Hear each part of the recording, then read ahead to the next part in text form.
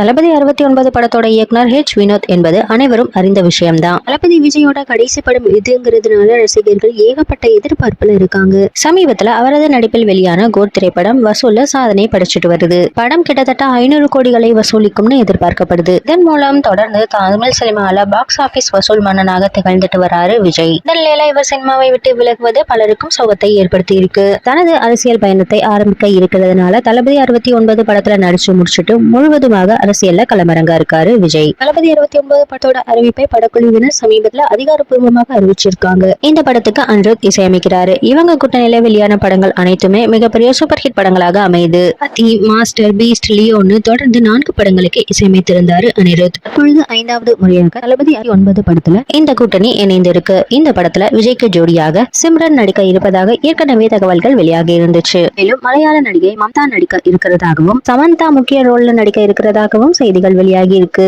இந்த படத்தோட பூஜையை அடுத்த மாதம் போட இருக்காங்களாம். இந்த படத்தோட பூஜையில் விஜய் கெட்டப்ல என்ட்ரி கொடுக்க இருக்காரு. இந்த பட பூஜையில் படக்குழுவினர் அனைவரும் கலந்து கொள்ளும் வீடியோவை பட நிறுவனம் வெளியிடும்னு எதிர்பார்க்கலாம்.